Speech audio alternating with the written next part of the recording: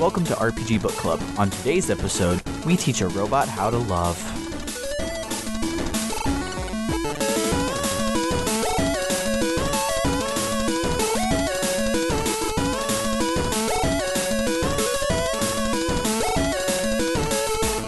Hello and welcome to RPG Book Club, the podcast where we play a little chunk of a game together and then we talk about how it makes us feel. Today we'll be wrapping up our discussion of Persona 3, except we have one more episode where we literally wrap up Persona 3. But this one, we finished playing the game. Woo! Yeah, boy. Yes. About fucking time. I am so excited for it. Before we get started, I am Sam Allman. I am Koromaru's human incarnate, Michael Rodriguez. Hi. I'm Mitsuru's favorite guy. I'm Elias, Sailor Eli Warren. And I'm number one Junpei stan, Michael Webben, who goes by Spiffle here and online. Did you say stan? Wow, we're making the RPG Book Club very gay. Oh, and I'm okay with that. so gay. That's a hip-hop term. That's like Eminem invented that. That's a not hip-hop gay thing. I mean, it can be a gay thing too, but it came from Eminem. Yeah, but like I mean, when was I the only time that I've ever heard a assumingly straight person say it was you, like literally 30 seconds ago. I've never heard anybody else. I typically hear it in gay Well, circles. I learned something today. Real quick, Michael, I say this every day at work. I'm like, but you also watch RuPaul's Drag Race, so I figured that you just picked it up. You know, I was like, maybe he just picked it up somewhere. They have never Sam said is Stan gay. on RuPaul's Drag Race. Sam is gay by proxy. Yes, they do. So. They have never said Stan. Yes, that is they a hip-hop have. thing straight up, I Yes, promise. they have. Yes, they have. They've said it in Thank Untucked. I've watched Persona each 3. season. This isn't RuPaul's Best Look, Friend Race. I'm This just is saying, Persona if 3 you Best can't Friend Race. stand Junpei, how the hell are you going to stand anybody else? Can I get an answer here? Oh, shit. Wow, we just gentrified RuPaul's Drag Race. Oh, we did. Yeah, that's what just happened. All right. Okay. So yeah, let's go ahead and This jump is a good in. start to this episode. We're really cool. Yeah. Yeah, we're the coolest. All right, Spiffle, you have the first note, so you want to kick us off on our discussion. So, when we last left our heroes, they had just made a very serious decision, and then they go straight to bed, like you do when you make a big decision. And you wake up the next day, and there's no slow build or anything. You wake up in the morning, and you're in your room, and it's Sunday. So I think they must have timed it this way on purpose. It's really nice. So the first day you get after all that plot stuff is Sunday. And like most Sundays, I go to my TV because I want to watch the TV show and buy my Tanaka's whatever bullshit item. And all of a sudden, Tanaka is like, hey guys, this week your special item is, I actually forget what the item is. I forgot to take a picture of it, but it's like a special badge that'll save you when the apocalypse happens. And also I'll throw in a free like underground like bunker survival, like it's like a survival kit. And then you don't get to actually buy it because before you get a chance, he's like, oh, and they're all sold out. Thanks, come again next time. So like, and the thing, so like turns out there's a big plot thing that's about to happen, but this is the first you hear of it. So you're just like, wait, why is he selling an end of the world kit on the television? And then you go downstairs and immediately figure out why. Yeah, I almost never like I've done the TV like buy shit from Tanaka thing once. So He sells good stuff, man. I did it when they told me I could. And then I always forget because it's like, all right, it's Sunday. You promised you'd go hang out with Yuko, or it's Sunday. What do you want to do? And I'm like, well, I'm going to go and do some around the world social links, and I always I'm gonna forget. come right back in because I got fucking nothing to do. Seriously. Oh, so that gets to a point. If you look in our notes, if you, the listeners at your house, have access to our behind the scenes, look at our notes. Most days of this month are empty because I couldn't even do social links because I had already maxed everybody that isn't at school, and it just gives you like winter break. And so I'm like, okay, well, I guess I'll just like sit around and play with my dick all day, I guess. If you're behind this, It's a very if boring you're Trying at someone least. unrelated to this podcast looking at our notes, fucking quit hacking our notes, please. Yeah, Thank you. right. Please. Yeah, one thing I actually enjoyed this week because a lot of my social links had gotten reversed due to neglect. I actually didn't realize that non-romantic social links could get reversed due to neglect. Oh, I thought I didn't realize that could happen. So this week I just went to the shrine every day and got fixed all my social links. So Tuxedo Ken actually looked that up. Apparently, you have a month for girls if you're playing a guy. I don't know about the PSP version, but if you're playing a guy in FES, you have a month for girls to continue building up that social link, or it'll get reversed. You have 2 months for guys. Oh, well, that explains why I never talked to the French guy. Yeah, you can Like neglect a 6 guy whole for months. 2 months before his will go reverse. And then at that point, you've got to work on it again. I actually found Yuko at one point and I was like, oh, look, you're really angry. And she's like, Yep. It seems like we're drifting apart. And I'm like, I've talked to you once. Yeah, the process of getting them Yeah, back to like you again is actually really interesting, except I bypassed it by doing the shrine because I didn't have anything else to do. But yeah, you have to talk to them multiple days, in succession, and it doesn't use time. You just have to remember to do it a couple days in a row. And then finally they're like, okay, we're cool now. It's interesting. Yeah. So, the main plot that we'll talk about for this month is basically teaching Igus how to love. The other stuff is all It's at the that end. Cards but- Against Humanity card come to life, teaching a robot to love. Oh, yeah. But so I didn't.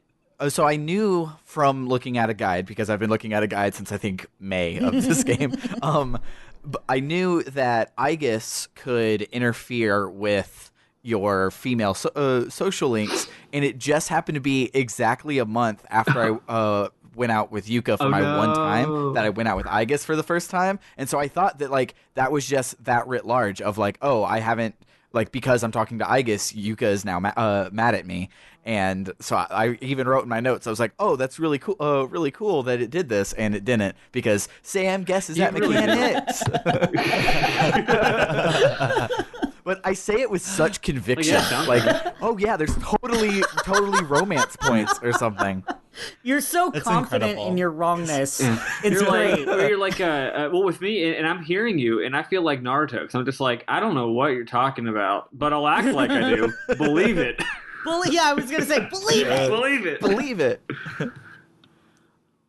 So you start January, and pretty much everywhere in the game has a new theme in January. Tartarus does, the dorm does, the school does, everything does. So I'm going to drop in a medley of sorts, and basically just do 30 seconds for each track. Sad music medley.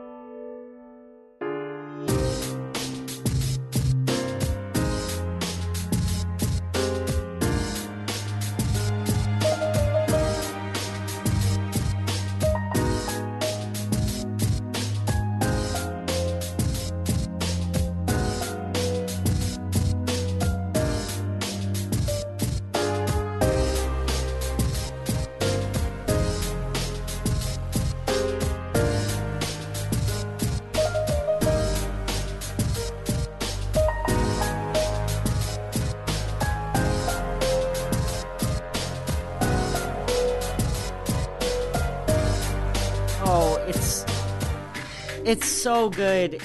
This very, is the very best music in the game. Is throughout January. I swear. It's Oh, it's just. I love how it's totally that FF6, FF7, other games as well thing, where it's okay, the plot's serious now. Now the field music is really depressing all the time. Yeah. That way you know that the stuff is serious now. I love that shit. It's great. I freaking love it. I'm a big music person in video games. Like, I have a whole video game playlist on my Spotify. Spoofy. I'm gonna call it Spoofy forever. I'm a Game Grumps me too. nerd. Yeah, I have like this. It's got like 1,500 plus songs on it, and it's just like a huge list of video game songs. I am such a sucker for leitmotifs, and so if you don't know what leitmotifs are, that's like a recurring theme in a song. It's literally every song in Persona 3. Yeah. Now that I've beaten the game and I've seen the true credits that don't just have the Tartarus music over them, and I see the true credits and I hear the actual full version of Burn My Dread, I'm like, oh, every song in the game is just a different chunk from Burn My Dread. Yeah, okay, it's great. Like this is cool, because I kept being like, oh, this is a mashup of Tartarus and Burn My Dread. No, it's two different parts of Burn My Dread. Yeah, like but you've got like this depressed version, the depressed song, the sad song, but with like a beat on it. So it's like, you know the end is coming. You know the end is coming, but it's also like you're getting pumped for it. And then the music for the school is different, and it really gets the mood going for the final month, and you really feel that tension building up. And the 3 different songs, but they're all pretty similar in terms of like mood, and they all have like piano and some noodly synth. So it's like you're listening to this sad piano music for like that is the only music you're listening to for 8 hours, 10 hours of gameplay. It rules. It's so heavy. Yeah. What it is. And I noticed this because it's my favorite game of all time, and I notice it everywhere, including in a certain Drake song. But it's the Legend of Dragoon pause music. Like, it is straight up the pause theme from Legend of Dragoon. It's that vibe, where it's just like you have a heavy drum and bass, but it's just like piano and chill on top of it. And that's the whole vibe I got for this whole month, and I loved it. So good.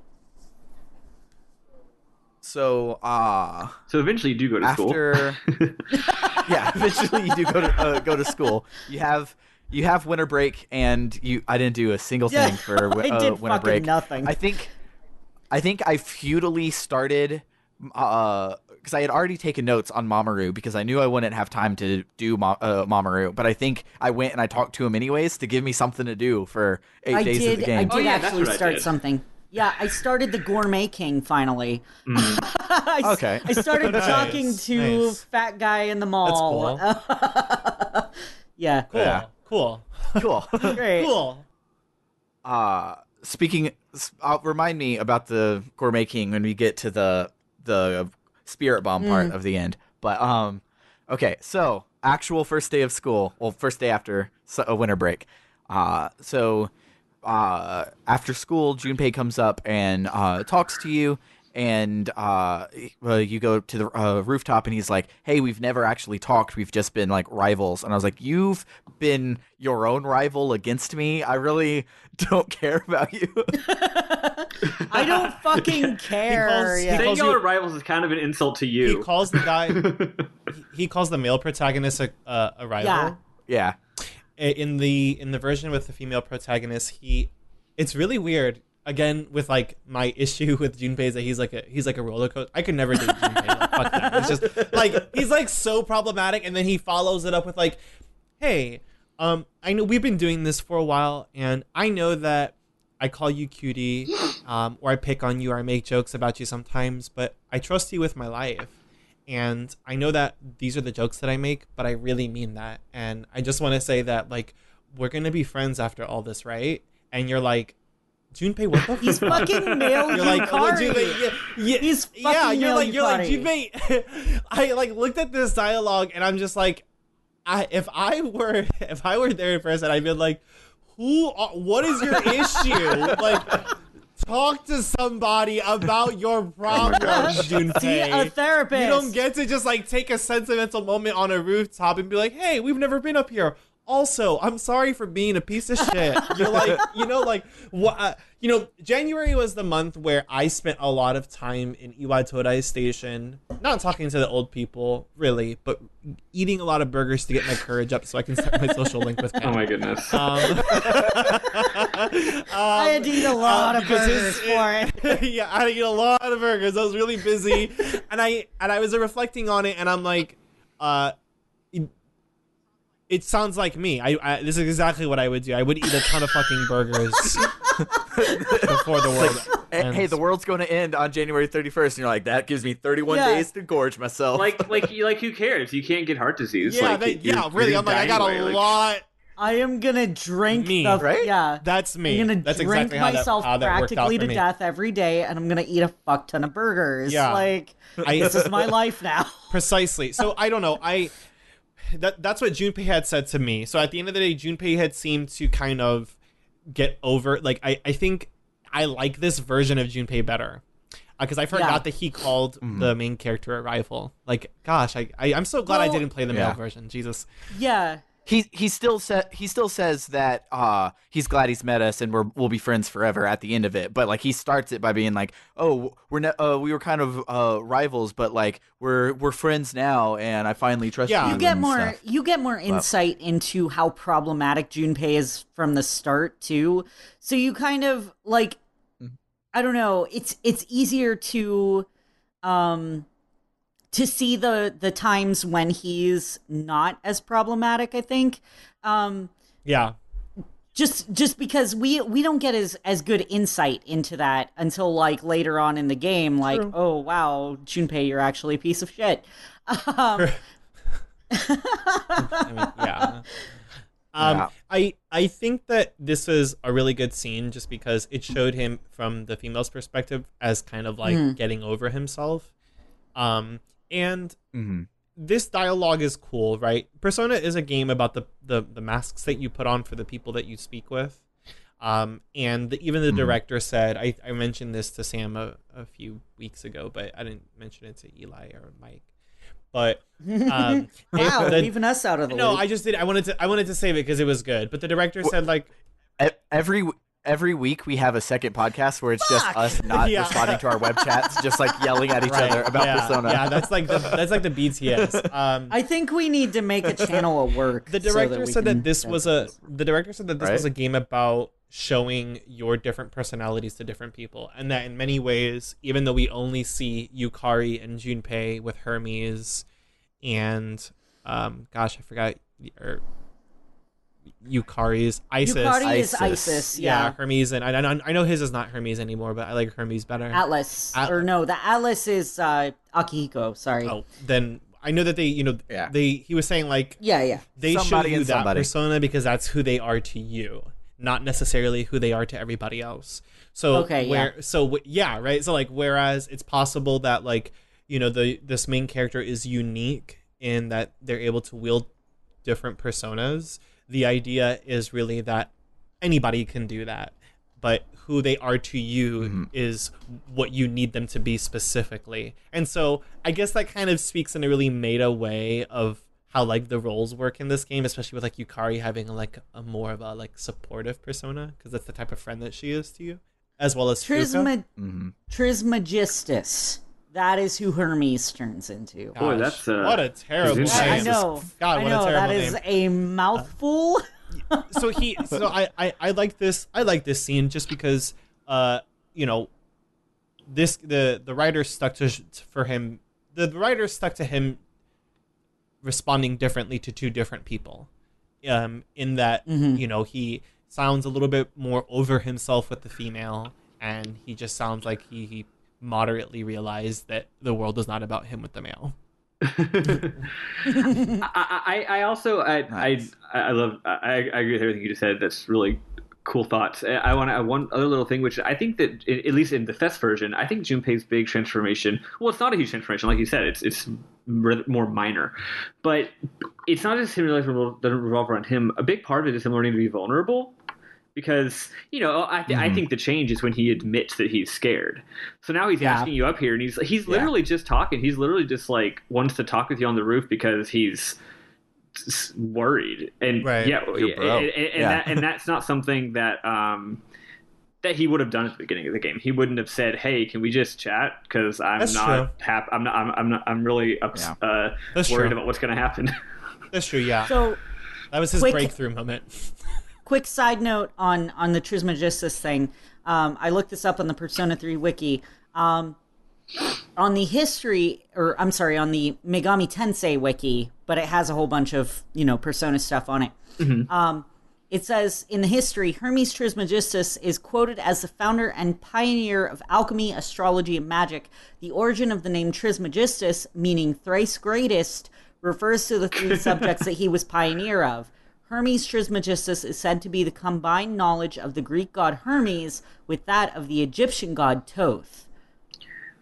So I you just say thought that was... Junpei is like, I'm just like Hermes. So that makes sense. That makes sense why he's the magician, because he uses a lot of physical attacks. So I've never known why he was the magician persona, but Hermes, long last name, makes sense. No, that's good. Yeah, but that's good detail. Look at that lore. Look at the consistency. Right.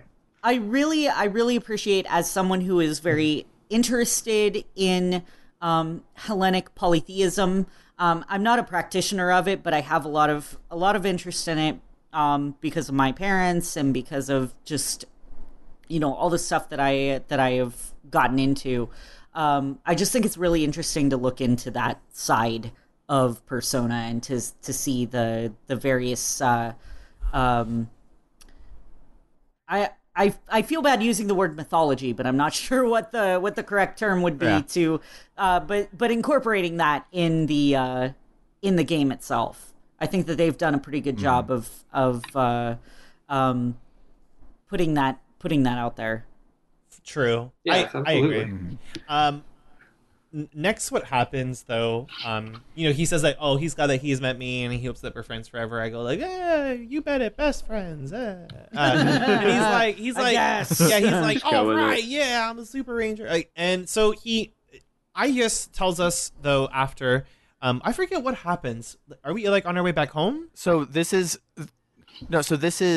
when you can talk your social link with Aigis for the first time. So the reason you don't recognize this is you didn't get to make love to Aigis. I mean, touch her awesome button. I mean, you're essentially fucking a robot. Let's be real here. So you talk with Aigis, and so I realized, because Aigis' social link was added for Fess. It wasn't in Persona 3, which is why she's not 21 for her Arcana. She's just a different 20. So Judgment and Eon are both 20. Maybe I just missed her social link. I'm gonna check this now. It's pretty obvious. I think you probably just don't have it. You're probably right. Yeah, but about having it. But so you see, like, the plot line of her realizing how important the main character is to her is still an important plot line. So throughout this month, you get like the things you learn in Social Link and then things you learn in just like cutscenes, and they like didn't line up all the way for me. And so it was just like she makes a revelation to me in like a cutscene that I'm like, yeah, but I already know that because like we went on a date yesterday and you told me this. But like, thanks for saying it again, I guess. The same thing happened in December with Fuka, because she tells me that she loves me on Christmas, and then my next date with her was her being scared to say that she even liked me, and I'm like, okay. Whatever,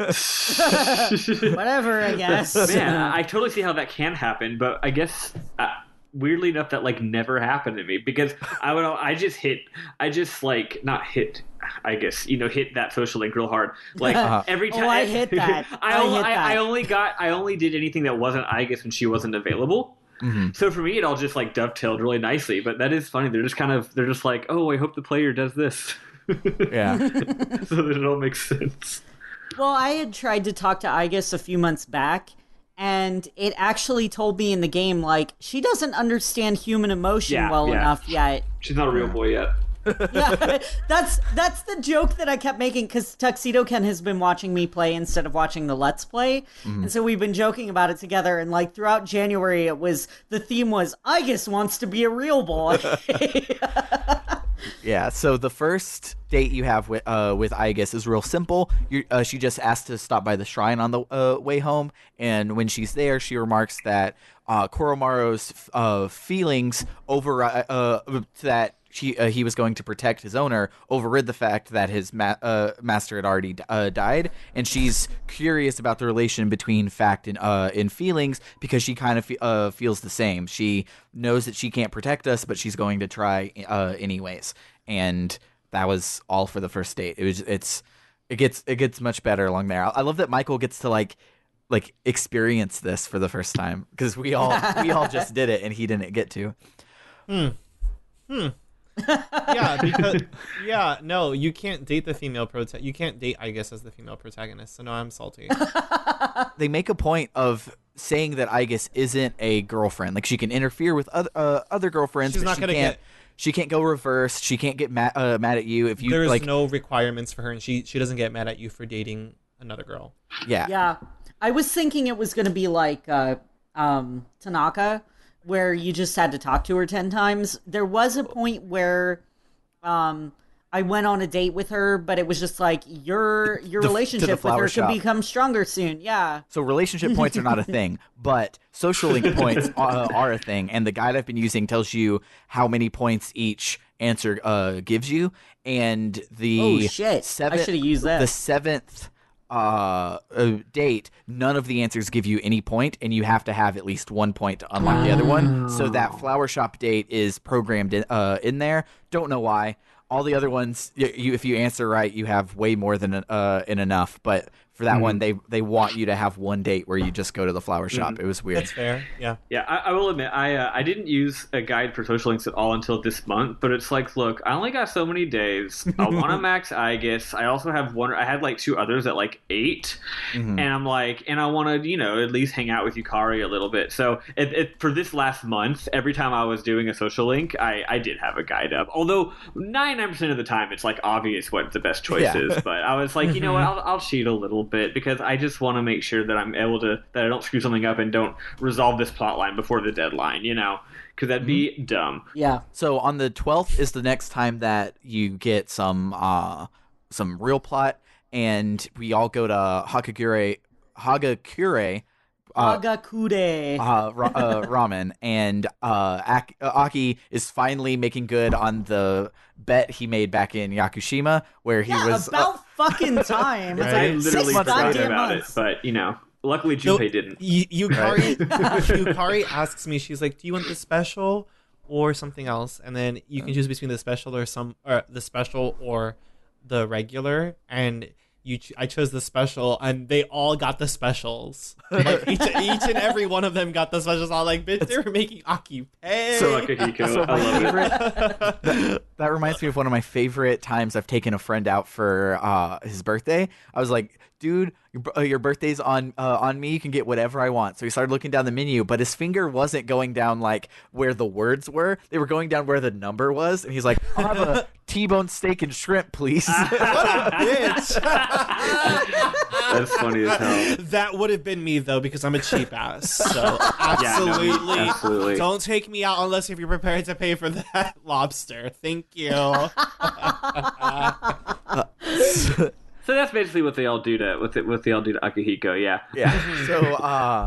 So because she's not eating, Aigis notices a magazine article titled "The Emergence of a Messiah: The Charismatic One Speaks," and inside of it, it's talking about a cult, which we had kind of skipped over at the beginning. But like everyone's been like the rumor girls, the NPCs you talk to, just like a paper airplane coming out of nowhere just says cult on it. Yeah, like it's a flyer. All anyone does is talk about this cult. It's like literally a flyer with the cult. Advertising just flying in the air. That's what happens. Yeah. We're a cult. Guess what? We're a cult. Yep. So this magazine article is talking about the cult, and it has a picture of their leader, and it's Takaya, our very own hipster Jesus. And turns out he doesn't just look like Jesus; he is going to like be Jesus. Actually, basically. He even says like later on. Oh, I won't bring it up right now because it's later on. Yeah. But He uses some super Jesus-y But language. the analogy is there. The character analogy is there. It's definitely absolutely. intentional. And I'm glad I called it from the start. And, he knows it too. We all we all do it. So obviously Strega is behind the cult. There's some mentions of how. Wait, no, that's later. Sorry, there's a lot of cult talk this month. It gets confused. So the article says, soon a savior will descend upon this world to break the chains that bind us and lift us to new heights. This great being is Nyx. I've beheld her glory, and she has blessed me with power beyond belief. In Nyx there is no pain, no suffering. And everyone's like, how the hell do they know about Nyx, and how the hell are they so wrong? And then in the article, Takaya says that others with Nyx's powers are to blame for the recent tragedies, and a revolution is coming, and he's leaving and going to prepare for the second coming. And all of us are like, the only place he could leave is Tartarus. We should go to Tartarus and rough him up a little. So I wanna say right here, I actually spent all of January 1st in Tartarus because I started out January at level 171. So, Lord. because I didn't know that Tartarus was going to be this important. I thought it was just like, go grind shit out, and then the bosses are important. Wow. But no. You the end poor boss, thing. I know. Well, the I good know. news is by this point there's something to do in the evening, so there's no penalty for going a lot. It takes forever. I took off. I took last Tuesday and Wednesday off of work because I needed a break. It was just like I had been through some stressful shit. I just needed some time off. And then I found out, oh look, I'm gonna have to go through all of fucking Tartarus. Oh so I spent Wednesday doing nothing but Tartarus. It was mind numbing. Yeah. And I went from 171 to 254. Well and I done. was like, all right, I'm fucking done. And then I got a rude awakening later in the month, but we'll get to that later. Yeah. But Wednesday was Tartarus Day. And I'm glad that I went through it when I did because it let me get through other shit quicker later on. But just like, holy shit, I'm glad I'm cheating at this game. Yeah. I don't blame you. I was not able to cheat in this game, so I spent the day before the week that we recorded last episode, I cheated and went into Tartarus ahead of time because I knew I didn't have cheat codes, and I knew that I had to get to the top of Tartarus. So on the night of the first, I got all the way up to the last one, but the last guy kicked my butt. So I then grinded pretty much the rest of this week to go in and finally beat the last guy, and then also I had to reload my save and fight the final boss about 3 times. So Yeah. 3 times. So painful. Rip. So painful. Rip, So rip, yeah, rip, this rip. was We'll get to that grind later. week. Yeah. So I guess notes that the whole city is afraid. Yuka says that she doesn't understand why they believe this nonsense. Junpei, of course, makes a comment saying, like, says no wonder they're all scared. We're all gonna die. I guess his response reminds you that she's a robot, and that she's just like, yeah, things die. She's like, I don't get it. She's like, all life ends. Like, that has nothing to do with Nyx or any of this happening. That's what you living things do. You fucking die. Yeah, that's pretty much how she feels about it. Everyone at the table agrees that Nyx, defeating Nyx is the goal, and if that Strega is in the way, that they'll go ahead and handle it. The Olivia Pope it. Junpei says, and we'll need our energy. 1 Hagakure bowl, please. He finds a freaking another one. Yeah, Junpei's stomach is my spirit animal. I mean, if there's anything that I do want to like do with Junpei, it's eat food. Because he knows. No, I agree. Yeah. Dude knows what's up. Then the next day on the 13th, I guess asks you to go to the rooftop, which is the one thing that I do experience with Igus. And she's experienced a lot of like really odd human sentimental moments. I think ever since she saw Ryoji, ever since she's been, she saw Ryoji, she's been like experiencing just a shock of different things that's come to her. She comments about how she loves the view, and how she had never been able to enjoy these types of views before. But she feels that, I think she even asks you, like, are you enjoying it, or how it feels, or something like that. And I respond saying, like, it's beautiful, or something like that. And she says, like, I'm so glad I feel the same. It's really weird because also throughout this month, people call you to make plans, and I'm just like, Akihiko, this is really inappropriate. I don't. So, they're only inviting you to do plans because you studied like a loser instead of going on social links. I had maxed everybody, so nobody wanted to talk to me except for Fuka and Igus. So this is true. That's on you. That's true. That's fair. That's very fair.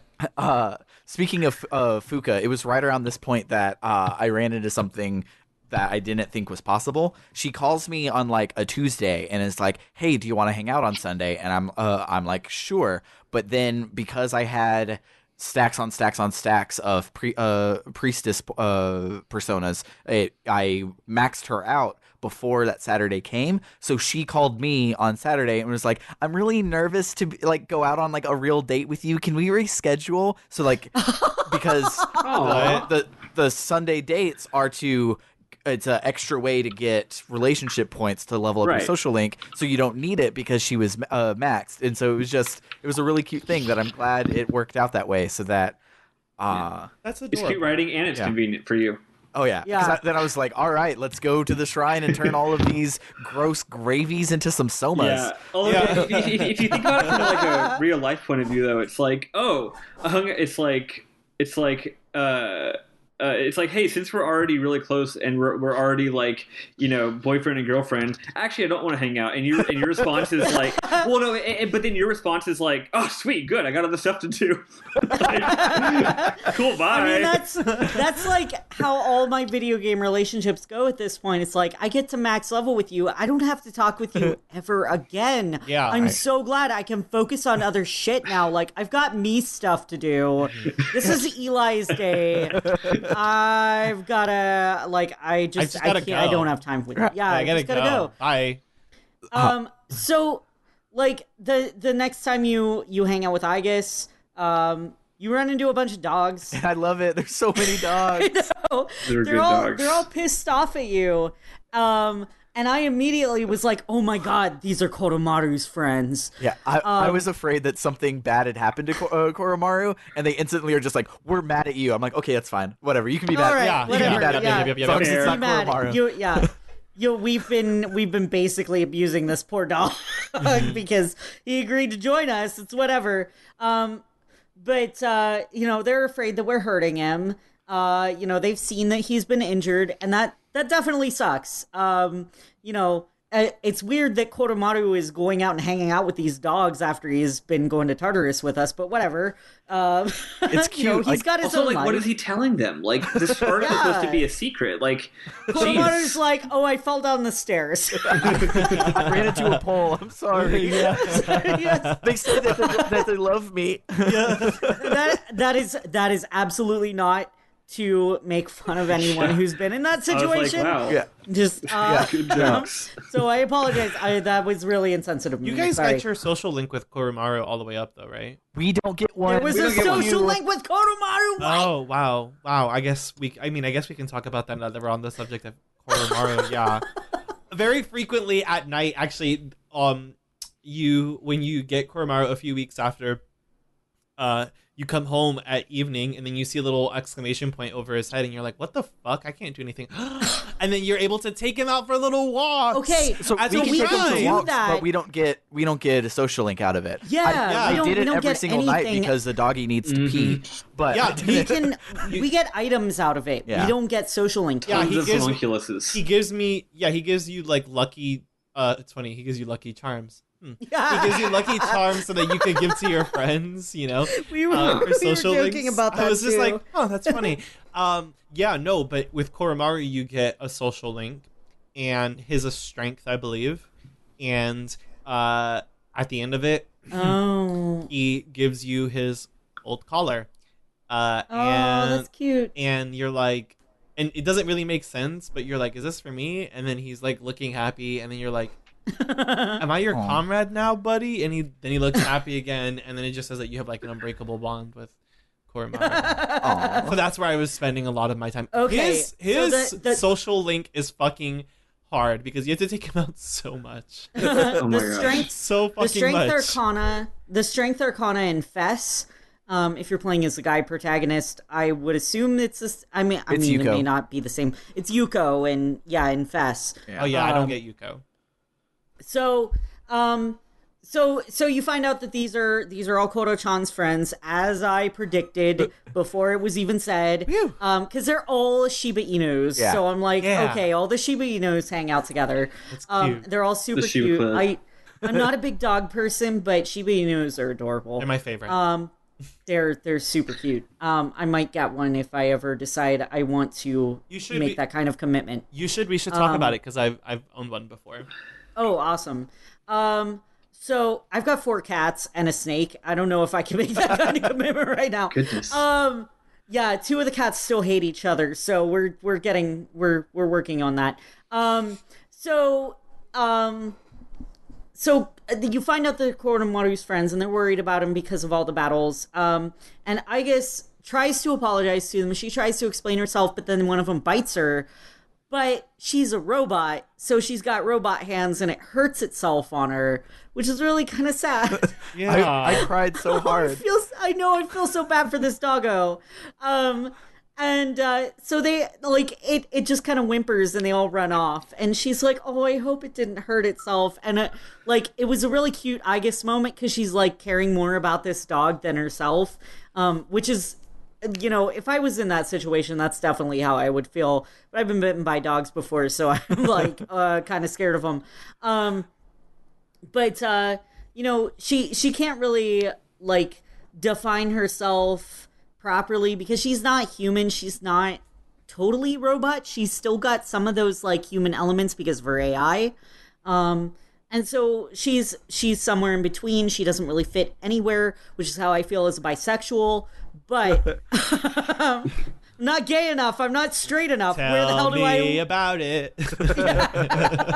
Let's talk about that. Yeah. Is next episode just going to be the bi erasure cast where we just Please. talk about it? Yes. No, I'm gonna That'd come be around with like a awesome. laser pointer just pointing at the fucking. All right, now here's where all the problems lie with this.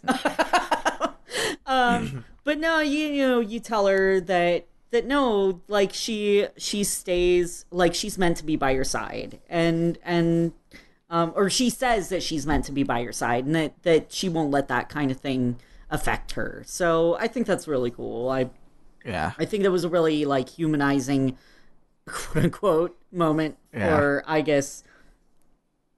The next one that you hang out with, I guess, because nothing else is happening until we get to the end of the game. You get I guess. It's Aigis. It's Aigis time. So even the stuff that happens as cutscenes is about Aigis. So this is Aigis cast for the next 20 minutes. But so the next time you're hanging out with her, there's an old lady that's looking for her cat. The old lady says that the cat is almost as old as I am. An old cat is like 10 years old. If that cat is 60 years old, that is the oldest fucking cat in the world. There actually I think the actual oldest cat in the world was like 35 or something. I remember reading an article about that a few years ago, which is like insane. Holy shit. Wow, respect. The oldest cat that I've ever had was 16. Yeah. So, dang. Like, as a lifetime cat owner, like, I have had cats since the day I was born. My family has had cats. Like, this whole storyline tugged at my heartstrings real bad. Yeah. So I guess because she's a good human being, she just doesn't know it yet. She asks if she can help find the cat because, and I quote, "What goes around comes around to hit you in the back of the head." She tries like 4 or 5 times to like use an idiom, and it's all wrong, and it's so adorable. It's adorable. And it's like, wait, aren't you a robot? Don't you have like memory banks? Like, why can't you just look it up? Couldn't you theoretically be able to remember things better than humans can? Fucking Google that shit. Come on. Google existed in 2009. Can you glue it in your damn head? And so we checked everywhere and we can't find the cat. So Iga says that her feelings are useless and she feels like feelings aren't working out for her. Same. Big mood. Oh, so what I just thought of this. One of the things with Igus making those incorrect idioms, that's a Sailor Moon thing. That's straight up an original Sailor Moon anime thing, because Sailor Venus used to say shit like, oh shit. You know, the whole like pearls before swine, like she'd mess that shit up, and like that was just like one of her things, was she would say those incorrect idioms and everybody would be like, I don't think that's actually how that goes. So I appreciated that about her. Yeah. So the next time we hang out with Igus, we are still looking for the cat, and we finally find the cat, and I forget that Igus can talk to dogs and to cats. She just leans over and is like, "Are you Muley-san?" And the cat says yes, and so we take it to the old lady. The old lady mentions how she was so lonely when her cat wasn't with her, and Igus is like, "What is lonely?" And again, I'm like, "You're a robot. Google it in your head. You're fine. You have Wi-Fi."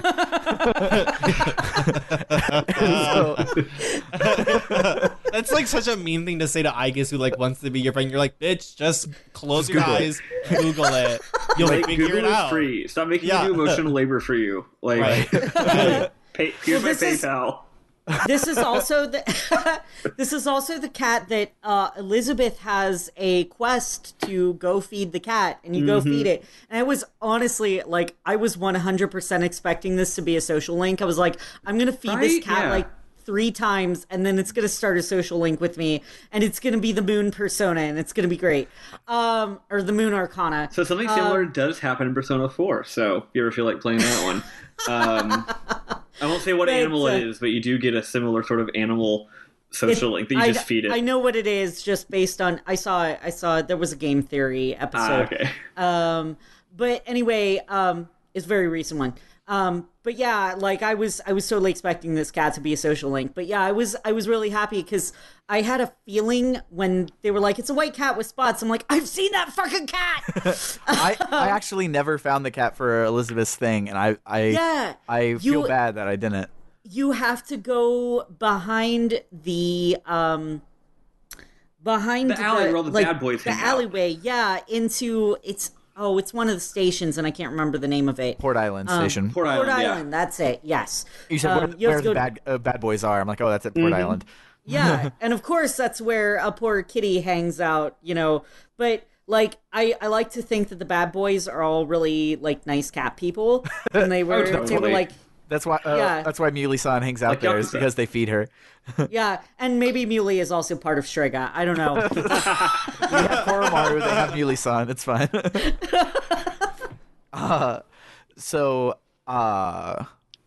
The old lady says that living alone is horrible, and all of the money in the world doesn't fix it. And so then, as we're leaving, Igus is like, "Well, it seems that living, which is her goal, if you." Don't remember from last episode, she said her goal in life is to live. It seems that living is something that you can't do alone, and she knows that she feels better when she's with the main character. And she says she's really hung up on like the fact that she's not squishy. Like she mentions that a lot in her social links. Yeah, she really does. And so this is one of the times she was like, if being with people is being close, how can I be close when my body's all hard and rigid? And it's like, I don't have the proper port for you to plug into. Like, that was like the majority of jokes that me and Ken were making while we were playing this together. Ew. Like, look, we're a couple. We can make those jokes. It's fine. So like, I have like I knew that the game was going to make Fuka mad at me if I talked to Igus first, so I did finish up Fuka on like the 2nd of this month or something. Would have to been after the 8th, but that's not important.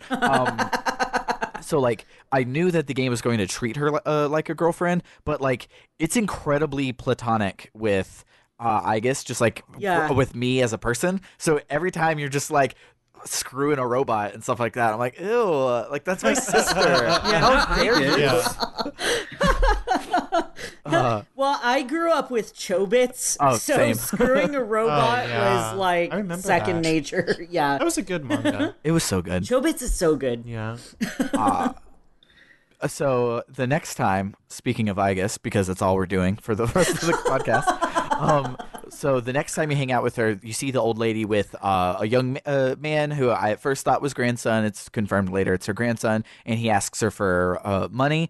At This first, kid is a dick. he's such a dick. So I sad. thought that this was going to be one of those things. I can't remember.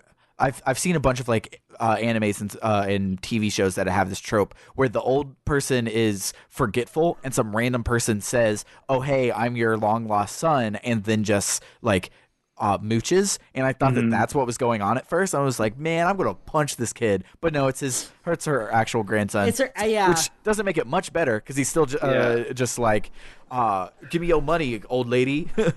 Around this time, actually, the previous social link that we were talking about a second ago, around this, maybe this is just me and not you guys, but around this time, I was like, oh god, this old lady's gonna die. This old lady, the cat's gonna die, and then the old lady is going to kill herself from depression. Or no, she can't do that old lady thing where it's like, not that happens in real life, but that happens in like literature where it's like, oh, she like lost the will to live or whatever, and then she just died. Yeah. I was like, I was like, oh god, no, I was do kind not of kill prepared this for old that lady. as well. Yeah. Please. Yeah.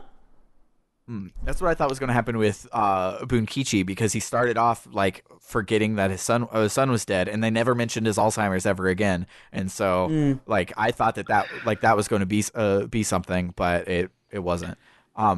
So yeah, we meet this little bastard, and Igus runs after him, and he's like, Igus-san? She's like, who the fuck are you? And he's like, you're famous. And she's like, okay, cool. When you're alone, do you feel lonely? Like, she just like is like, oh, cool, whatever you were talking about. I have important things to ask.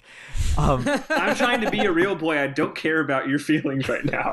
Right? Like, it seems like he was like the president of the Igus fan club for the underclassmen, and she's just like, yeah, whatever, I don't care. I've never encountered this little dipshit in my life, so I don't fucking whatever. And so she asks the super pointed question of just like, your grandma feels really lonely and she thinks she has no one else, but she has you. Why don't you visit your grandmother?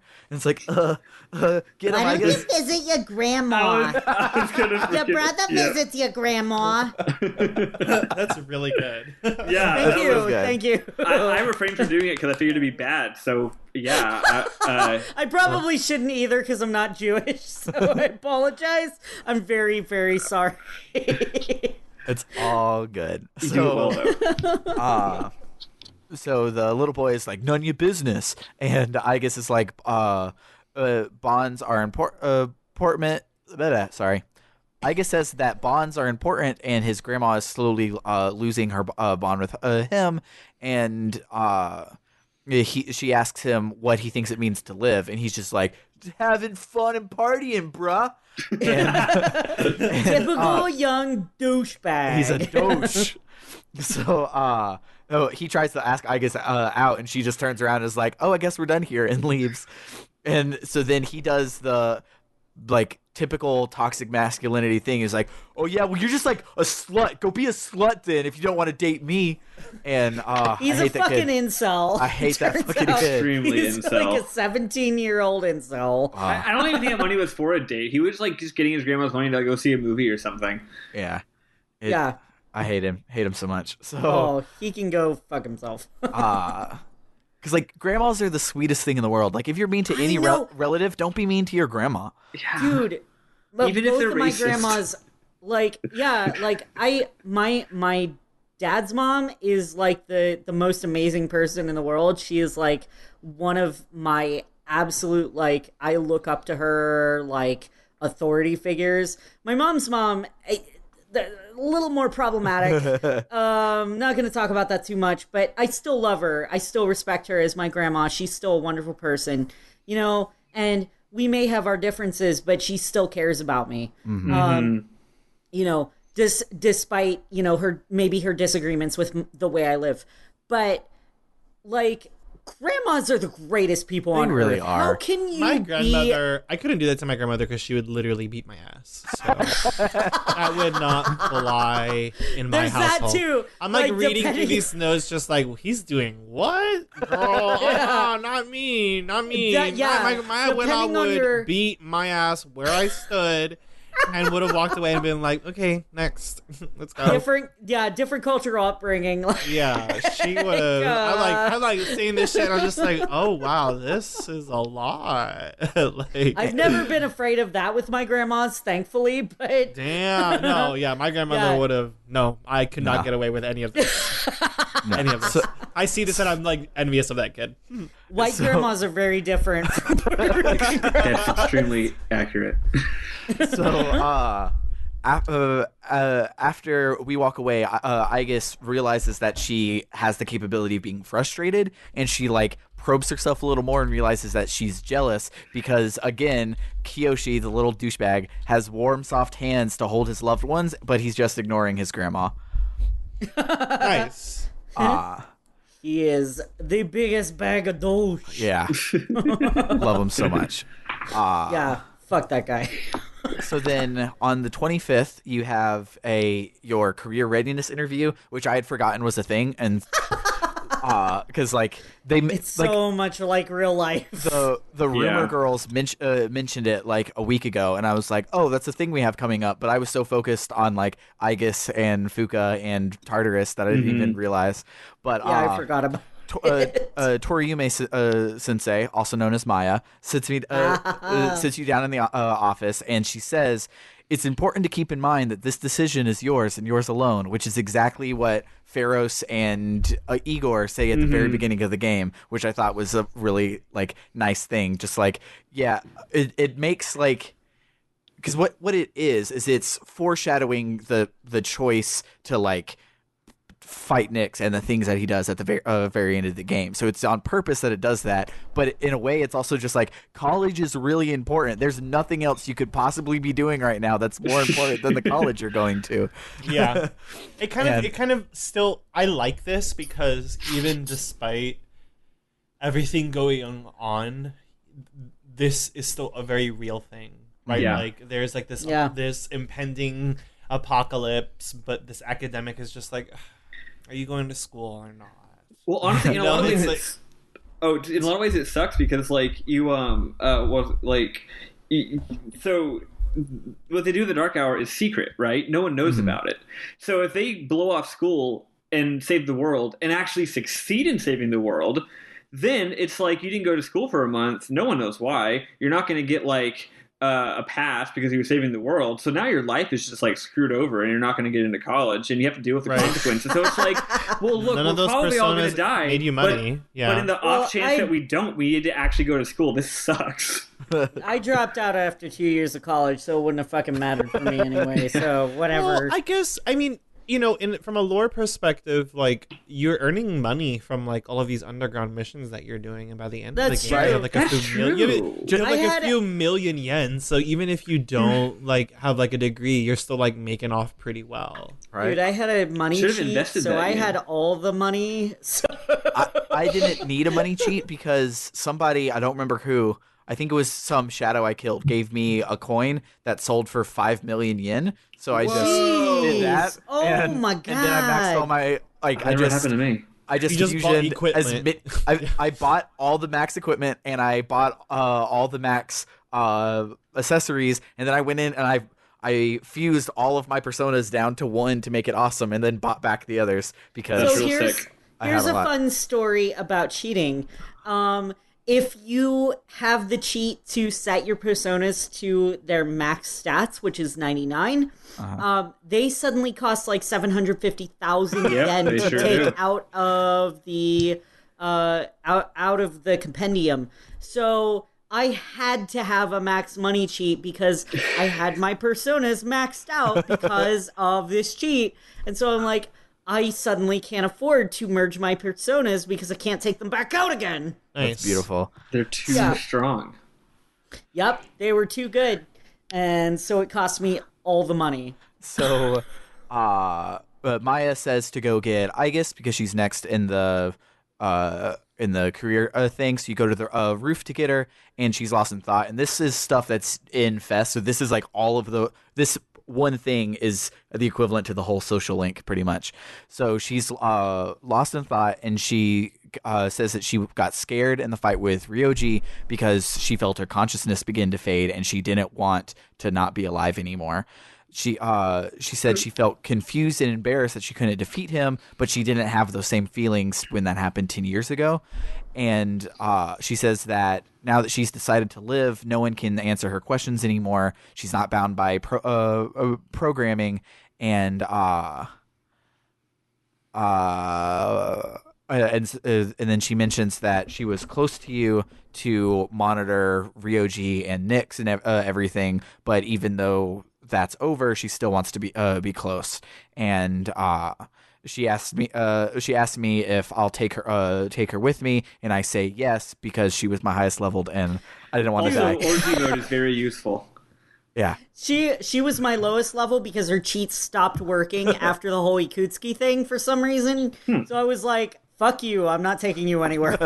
She's pretty useful. Although, I have a story I need to share later in which she completely ruined everything in the funniest possible way.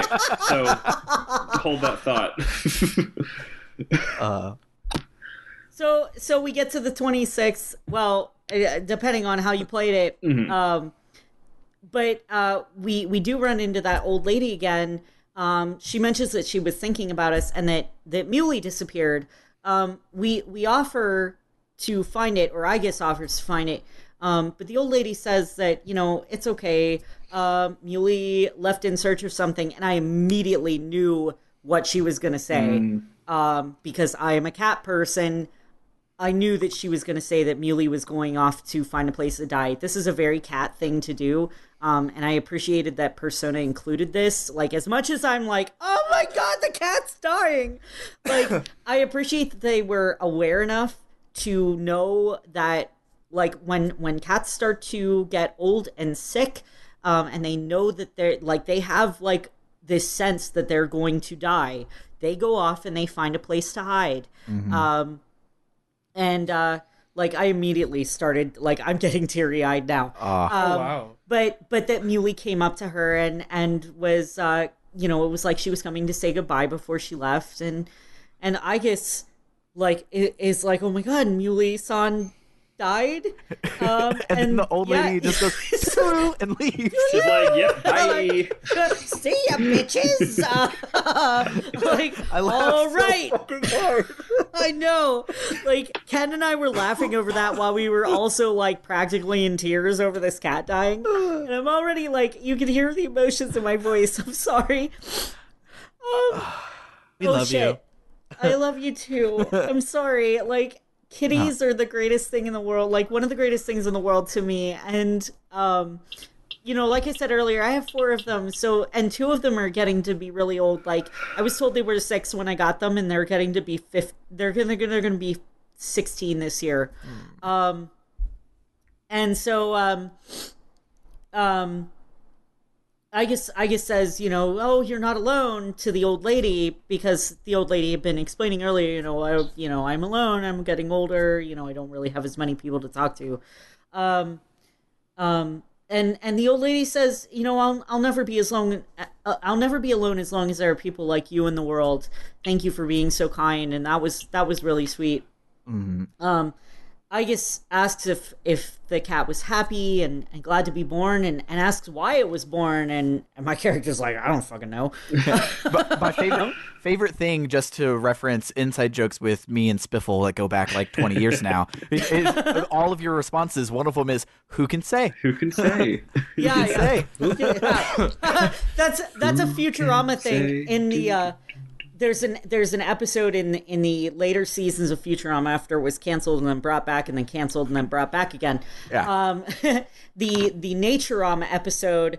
There's the first part of that. It's like their anthology interest, so they got like 3 sections of it, and the first section is about salmon. And at the end, oh fuck, what's his name? He plays Hermes, and I can't remember his name. I'm sorry. Phil Lamar? Yeah, Phil Lamar. Phil Lamar, yes. I fucking love him. Phil Lamar is doing a Morgan Freeman impression. He says, Why did they live and why did they die? No reason. That's what it reminded me of. I love that. I mean, that's basically what the scene is saying too. Yeah. Because Aegis goes on to be like, what reason does life have to exist? If dying is a natural part of life, then life is cruel. And yeah, the whole reason for life to exist is for it to die, essentially. I mean, that's basically what it is. And you know, Aegis wonders if she'll have to part with you, the protagonist. And she says she doesn't want to just pass as a human, but just to be with the protagonist for as long as possible. So, that whole part was really, really like heavy. That tugged it. Yeah, that of everything in the game, like the whole cat dying thing was tugging at my heartstrings the most. But I have a very special place in my heart for kitty cats. So, and yeah, the old lady like a second time is like toodaloo, and I'm just like, all right, great. You're really upbeat about this whole thing, but whatever. Okay, she's probably owned a lot of cats at this point. She's like, cats die. Well, her name was Cat Lady, so yeah. So, the next time you hang out with Aegis is designed to scare you because I only got it on the 27th. I didn't have a lot of time left, and it was a normal date with no rank up. And I'm like, oh my god, I don't think I have time to finish. Oh no. So, on the 28th, you actually.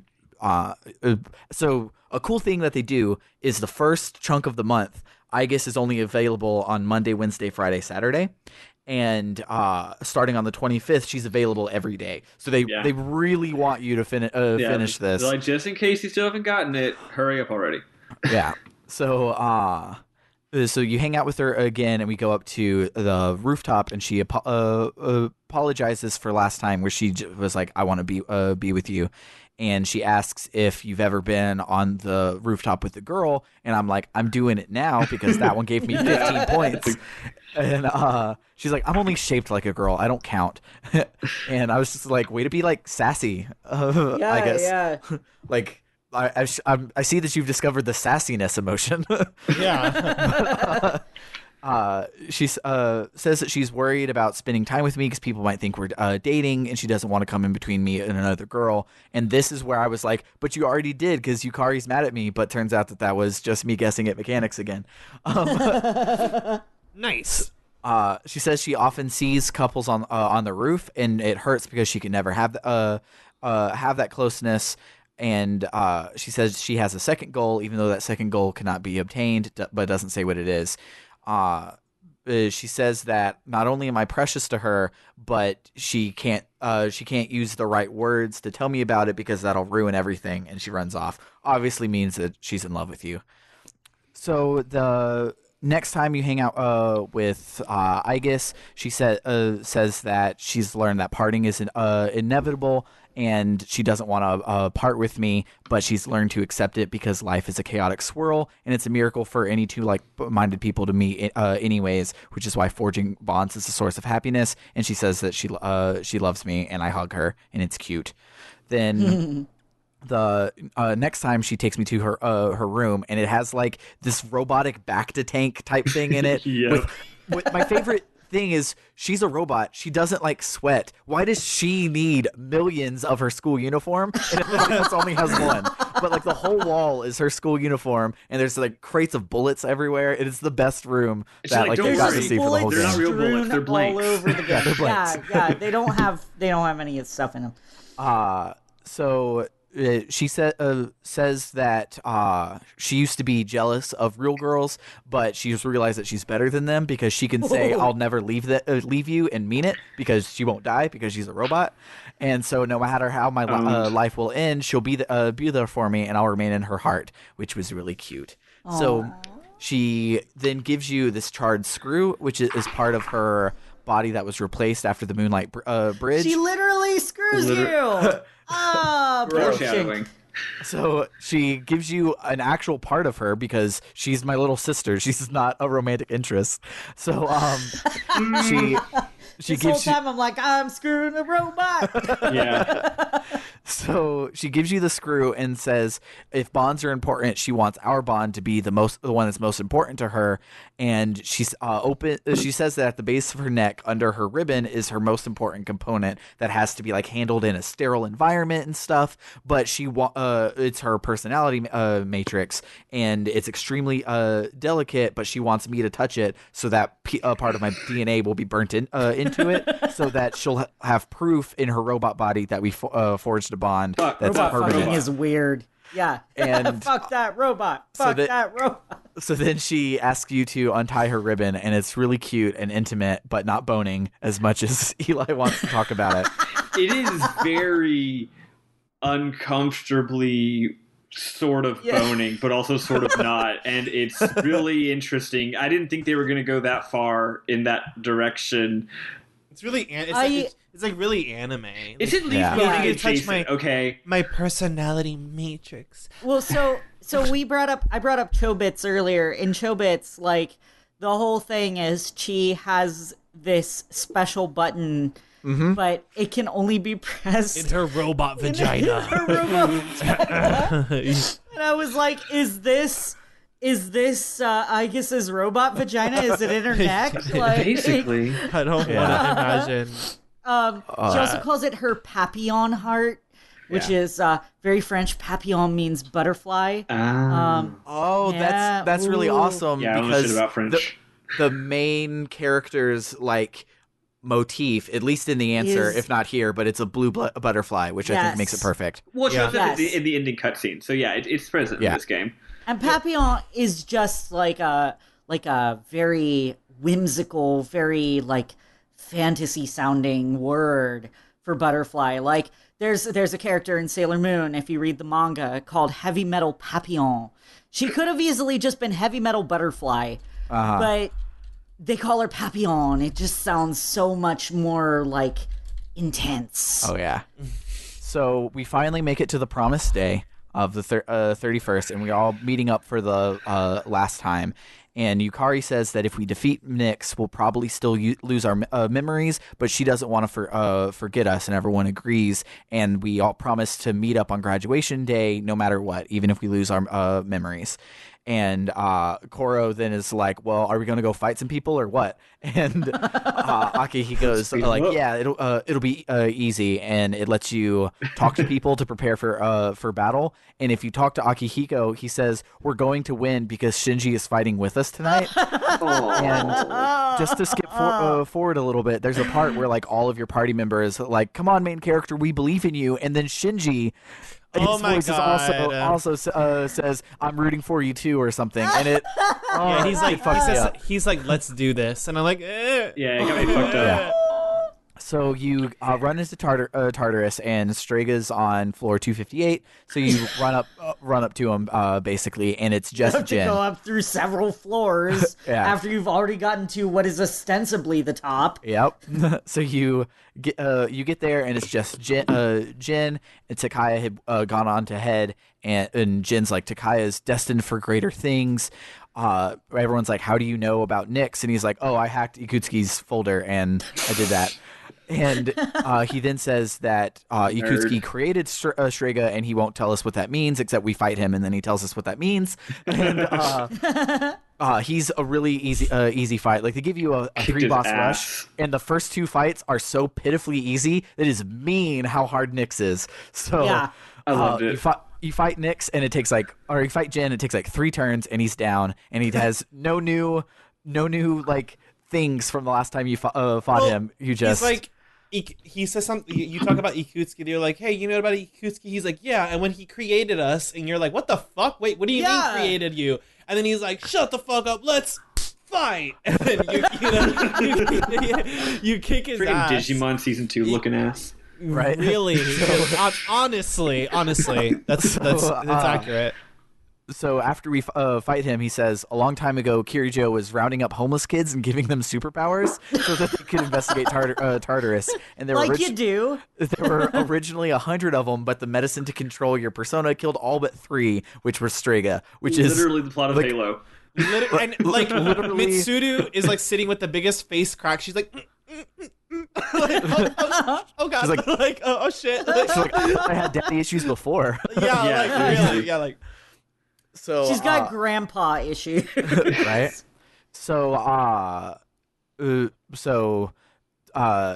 we ask more questions, and Jin's like, I don't even care because Takaya told me to look to the future and not to the past. Then shadows show up because we've been fighting for too long, and Jin tells us to run ahead and leave him behind. But again, he chooses his own death and uses a grenade to blow himself up instead of being eaten by shadows.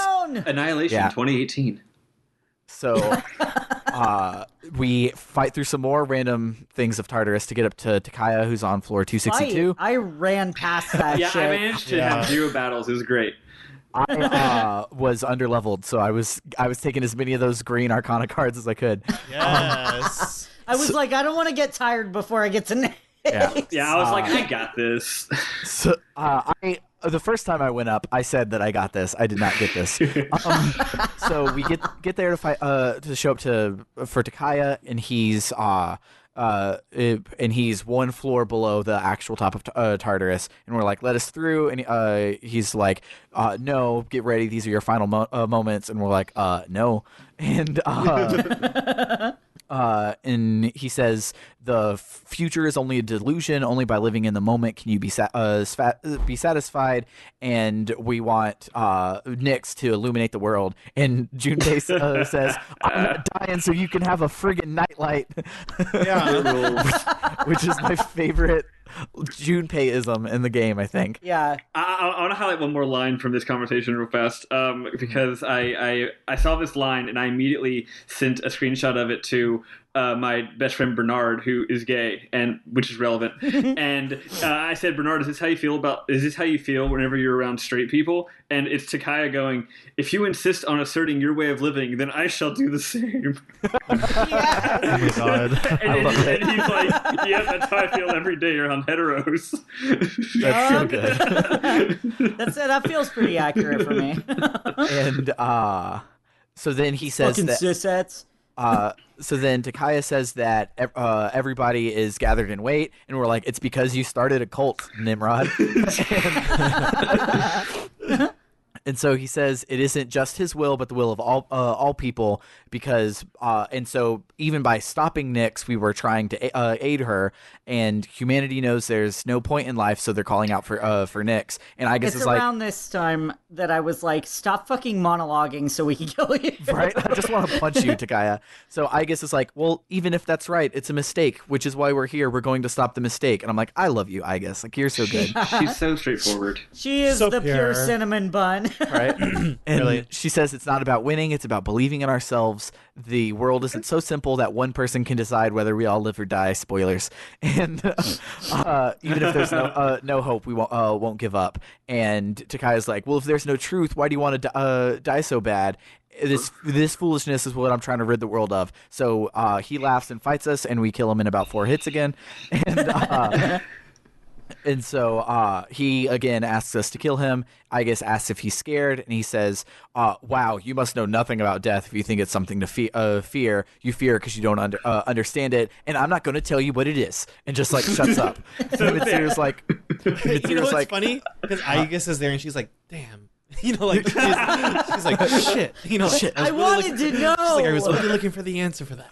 Yeah, like that's definitely her personality with that. Yeah, totally. So Mitsuru's like, well, killing him has no honor, so you can lie there and wait and see what happens. So we finally make it to the top, and up in the sky something is coming, and Fuka can sense it without even calling her persona, which has never happened before. Yeah. So when it lands, Yukari asks if it's Ryoji, and he's like, yeah, you called me that once. And he's like, but me and Nyx are now one in the same, and like everybody starts like beating around the bush instead of just like, oh, you're death. They're all just like, you're the one who comes at the end of days, and you're the blah blah blah blah blah. Like all just like common riddles that like I've heard to talk about death and stuff. Just say he's fucking death. Like, kick his ass already. He's already called himself death. And so he he says, "Well, if you know what I am, then why do you fight?" And Junpei says, "I just want to live." Yeah, Middle pretty school much. Oh from man. Good Charlotte. Yeah. So everyone's like, "I don't care if I die. I'm still gonna stop you." But but only Aegis's thing gets to me. Like everyone else, like, "I'm gonna fight you," and I'm just like mashing X to get through it. But then Aegis says, "It's my goal to live, but I finally feel like I'm living, but I'll give that up if that means stopping Nyx," and that like touched me. So Fuka senses Touched shadows by a coming from. robot. So Fuka senses shadows coming from below, so the bullpen is going to hold them back during battle. You don't get a That we awesome only have 3 9-person party battle. members. I feel so bad for everybody who had to hold off the shadows while the rest of us fought Nyx. Like, our fight against Nyx was fucking harrowing. I can only imagine how everybody else felt at the end of just, like, beating away all those other shadows. I almost said beating off those other shadows. The right way to put that. This game does not have monster breeding.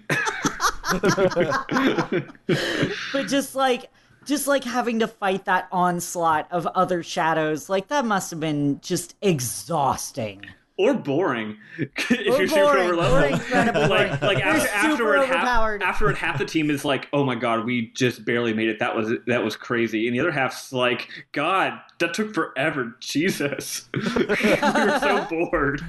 So, yeah, this next fight scene is hard. It's really, really, really, really, really, really hard. It's It a is. Yeah, even with cheats, it took me like an hour to complete. But holy shit, the music is so fucking Yeah. The music good. kills so hard.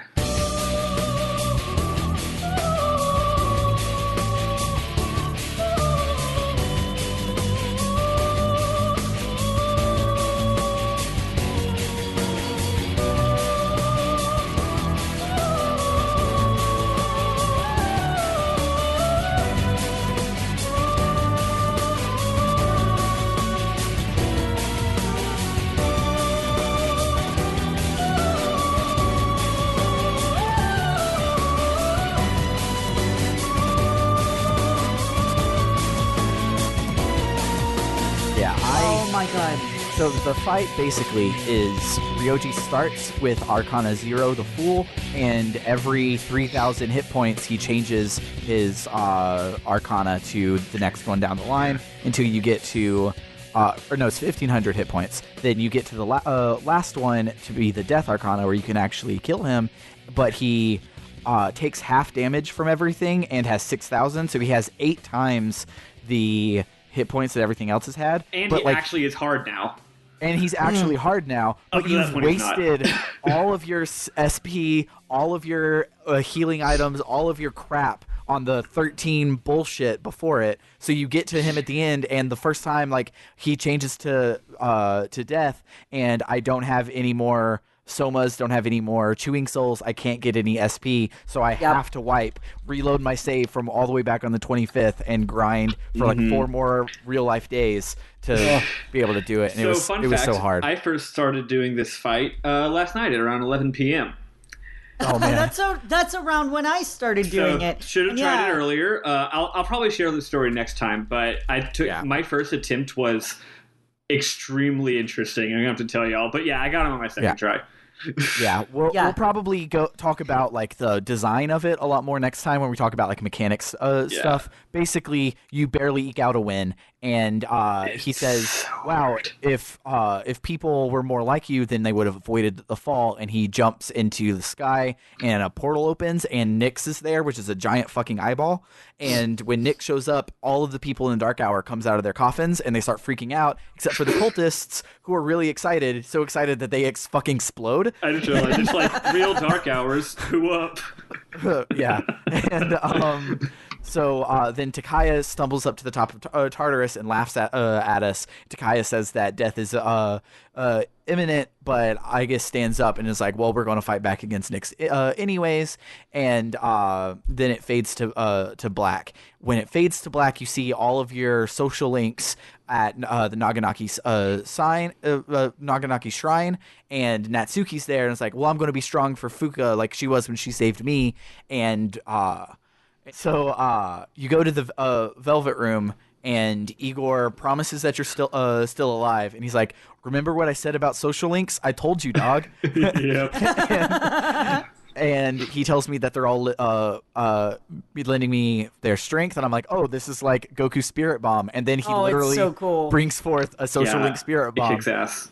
And it goes through all of your social links, and I thought it was amazing that Maya's pick is Toriyume Sensei's outline, but it's filled with static. And I was like, the game's like, in case you hadn't picked up on it yet. Yeah. It was hilarious. So then yeah, it's just really cool getting to see all the social links that you've maxed out. I love Tanaka too. He's like, why did I even think of this guy at this time? Like, what is going on?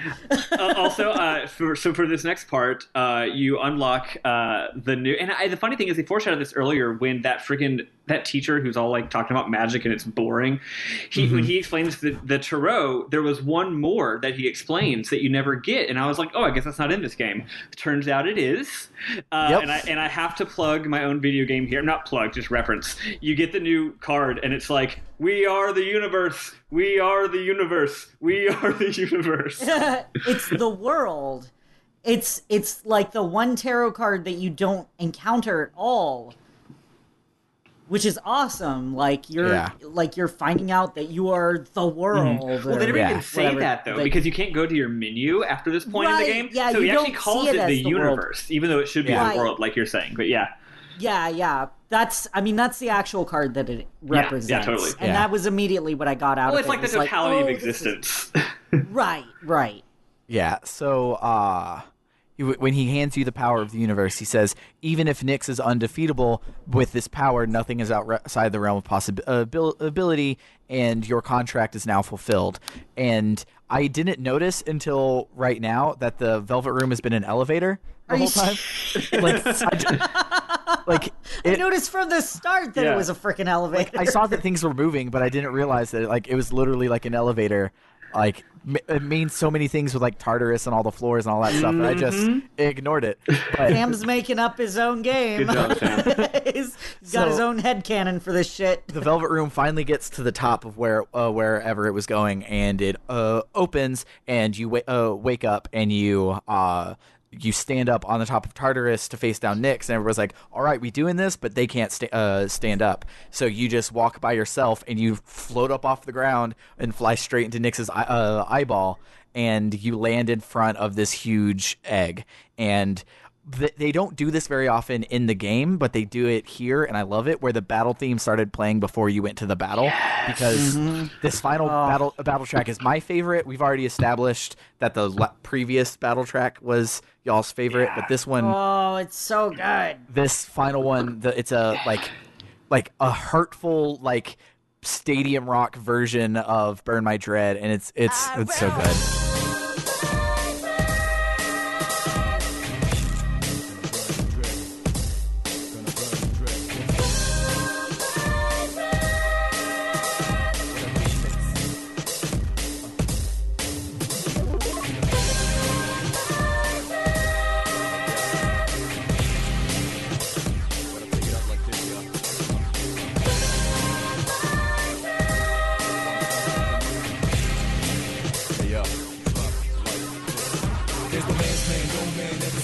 No, it kills. Yeah. And also, okay, so Nyx, the graphics in this fight are incredible.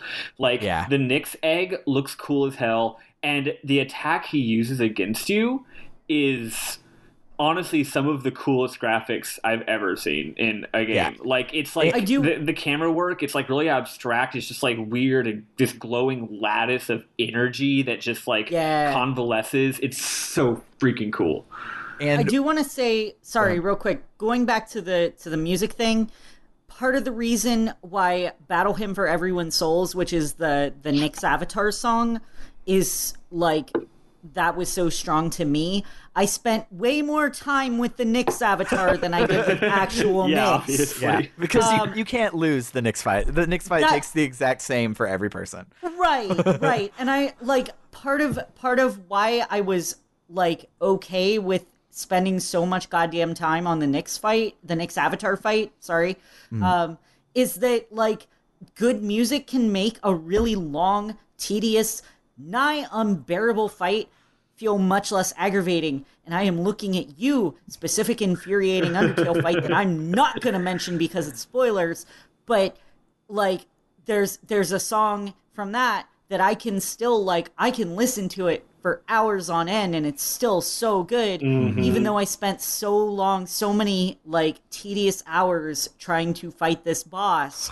Like I'm freaking obsessed with this song now, and part of it is that it's incorporating those leitmotifs from earlier in the game. You know, the Nyx fight, the egg Nyx, not the Nyx Avatar, being the burn my dread. Like that's bringing you back to earlier in the game, That's bringing you back to, well, not for Fest, but for Persona 3, it's bringing back to the first time you turn on the system. Yeah. Burn My Dread is the anime opening screen, so it's like bringing you all the way back to the very first thing, and it's such a perfect like button end, and it's so good.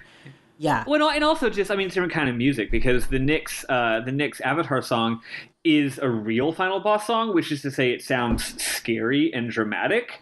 But the Burn My Dread remix, well, like, if you've played enough RPGs, you know this is the Sephiroth fight. This is the fight you can't lose. Although I will say I wasn't 100% sure, so I was still terrified. I was like, oh my god, what if I fuck something up? But like, you know that this is not a scary fight. This is a kick-ass fight where you get to win and feel good about yourself. So the music reflects that. It's not scary or intense. It's ass-kicking music. It's pump-up music, you know? Yeah, and if you switch them, it wouldn't work. You couldn't like use one song for the other battle, and vice versa. It wouldn't work at all. And you couldn't just use the "Baby Baby" song like Final Fantasy 1 would have. Final Fantasy 1, I hate that game. So you can't lose the Nyx fight. Each turn you just attack it and you deal like 3 damage, and it's so sad. And then it does its badass final boss move that you mentioned. The graphics were great, and I love the graphics, but they didn't do like they did with Sephiroth, where his big bad final boss move took like 5 minutes for the battle animation to finish. He's like, oh, we got to blow up all these planets just to do all this stuff for then you to be over leveled because you went and fought Ultimate Weapon, so it does like 45 damage to you. But yeah, so this one was like super awesome, but it does like 9,999 damage, but you hold on and with 1 HP left, and it even says like, oh, main character holds on for dear life or whatever, and so each turn your party is like, hey, we believe in you, here's some of our life force, which heals us a little and is what's making us like the first turn you get knocked down for 9,999. Second turn 9,999. Then this next one it misses after you get some of your life force, and then the last one it blocks for the last one. I was just like, that's so fucking cool. I didn't get that because I was cheating.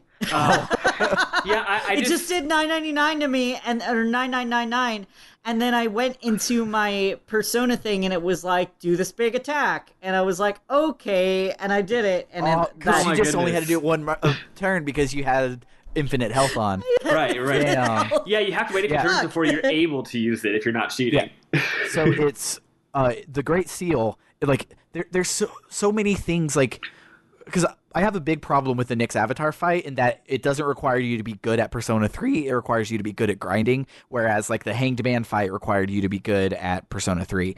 But this final boss has all of the little like mechanic things that I was looking for in the Nyx fight, where like the Great Seal is a physical attack, so it costs HP, but it costs your max HP. If you were aware of that, if you happen to look, you would know you're going to kill yourself to save the world.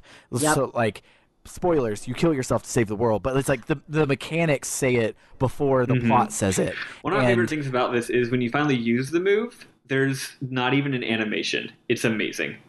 Yeah. So you you take damage, you avoid the damage, you block the damage, and then you get healed to full, so you can use your max HP, and it seals Nyx away.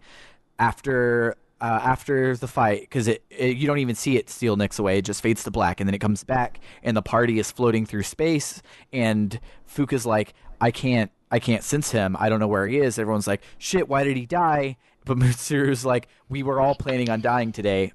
But like, statistically, one of the 9 of us was going to die. Pretty good when you think about it. Yeah. And Aigis says that she feels so powerless because she was trying to prevent this. And Yukari's like, fuck that. He's here somewhere. Hey, can you hear me? And then it lets you pop up a response window, which is another good mechanics bit of storytelling where you get to choose to respond to Yukari. And I thought that was great. Mm-hmm. Then Ryoji's voice, not the Nyx avatar, actual Ryoji's voice, says that he'll sleep once again and normal days will return for everyone, including the main character, and that the main character found the answer to life's greatest question, but it just happened sooner for me than for them. And Ryoji tells Aigis that she is a precious living thing, and somehow we all got our miracle, and the dark hour is over. And then Tartarus disintegrates, and everyone's left on the front of the school. And then main character walks out. She's like, "Hey, what's up, guys?" And Aigis cries. I guess they built her tear ducts.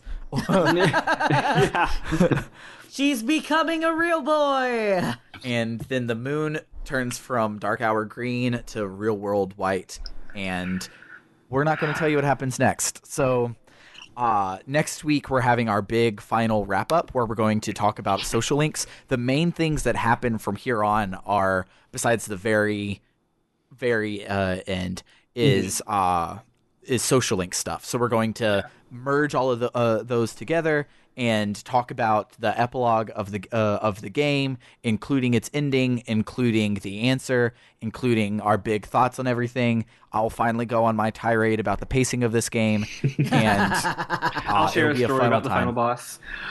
And what we're also going to do, and here's a announcement. I'll probably make it in a lot of other things in case people I'm super excited about this. People aren't current, but we're going to record next episode not in our recording Discord but in the general Discord, so that everybody can hear us. Won't let people talk, but they can all hear us. It'll be like we're live streaming the episode when we do it. And that morning we'll all be hanging out in the Discord and watching the Persona 3 movies, because there's movies about Persona 3. You'll have to find a way to watch them because only number 2 is on Netflix, and I'll leave it at that. However you decide to find a way to watch them. Tuxedo Ken found a way. Yeah, so we'll watch those. That'll be starting at like 10 a.m. Texas time to be able to finish them. I'm basically just going to wake up whenever I wake up and put them on, and we'll just talk about them, talk about stuff like that, hang out in the Discord. We'll make a party out of it, and I'll get to sleep earlier the night before. Now, I will say, guys, we're going to be live. So, there's been a lot of things happening in the game community lately, the streaming community. So, remember, no racial slurs. We're live. Oh, man. We can't cut them. Darn. Oh, I don't get why that's so hard. I've never, no matter how angry I've been, there has never been even a passing thought of saying a racial slur. I know, but even if you did have a passing thought, you would have the self-control to not, there's so many degrees. Right. There's so many degrees in between a normal person and saying a racial slur live on streaming. It's ridiculous. Yeah.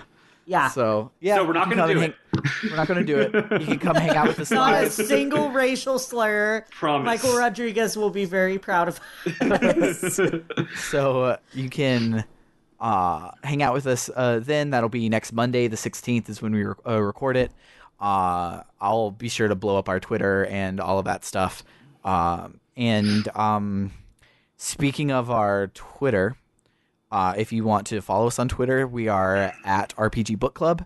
We also have a Patreon to help us cover hosting costs and the cost of buying these games, and that's at patreon.com/rpgbookclub. But the Discord that I talked about, there'll be a link in this description. We have a link on our Twitter. We have a link on our Patreon. Basically, just anywhere you can find us, we'll get you into the Discord where we'll be hanging out on Monday.